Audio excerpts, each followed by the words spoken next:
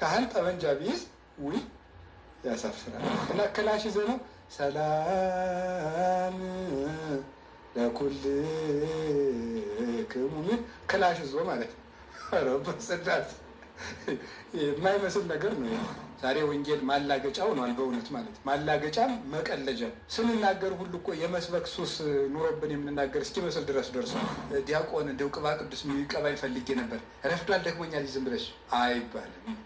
አድሎ የሌለባት አቶ ማግኘት ገብቶ መውጣት የሌለባት የሞት ስጋት የሌለባት ረሃብ የሌለባት መልከኛና መልክ የሌለው የሌለበት ጌጥ ያለውና ጌጥ የሌለው የሌለበት አሮጌ የለበሰና አዲስ የለበሰ የሌለበት በላይ የሚቀመጥና በታች የሚቀመጥ የሌለበት አባታችን እሱ ራሳችን እሱ ንጉሳችን እሱ ሊቀ ካህናታችን እሱ ቤታችን እሱ ንብረታችን እሱ ልብሳችን እሱ ምግባችን እሱ ጌጣችን እሱ ብርሃናችን እሱ ኢየሩሳሌም አጋዚት ነፃ የምታወጣ ኢየሩሳሌም ሰማያዊት የኃጢአቶች ሁሉ እናታቸውም አክስታቸውም እህታቸውም ወንድማቸውም ማናት ቅናት ነው።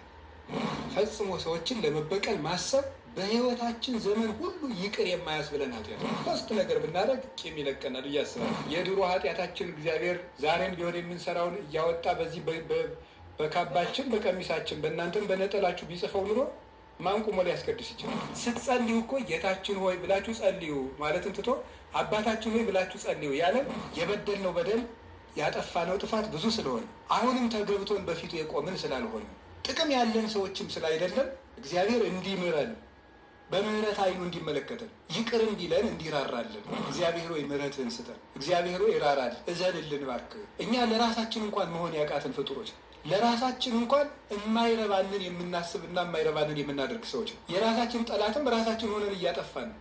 ውሻ የገዛ ቁስሉን እየላሰ እንደሚያቆስለው በገዛ ሰውነታችን ራሳችን እያቆሰል ነፍሳችን እያሰቃየን ያለን ሰዎች ነው። እግዚአብሔር እንዲምረን እንዲራራልን በይቅርታ አይኑ እንዲመለከተን አልፈርድባችሁም በሰላም ግቡ ብሎ እንዲሰድን። የእግዚአብሔር ሰላም ማለት ጦርነት የሌለው ችግር የሌለው ረሃብ የሌለው ጠብ የሌለው ክርክር የሌለው መከራ የሌለው ኑሮ ማለት አይደለም። ይህ አገር ተረጋጋ ምናምን የሚለው አይደለም ነው። ከሱ የተለየ ነው። ጻድቃንን በገዳም ሰማዕታትን በደም ያጸናቸው ይሄ ሰላም።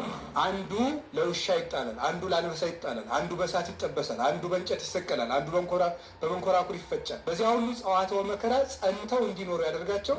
አሁን እኛ አንድ ነገር ኮሽ ባለ ቁጥር የምንፈራ ለምንድን ነው? በሉ ልብ ለጻድቅ ውኩል ከማንበሳ የጻድቅ ሰው ልብ እንዳንበሳ የተማመነ ነው ያለው ሰሎሞን። ዲያቆን አይነግድም አያስነግድም፣ ቄስም አይነግድም አያስነግድም። ቄስ ነግዶ አትርፎ ተጽፎለትም አያውቅም።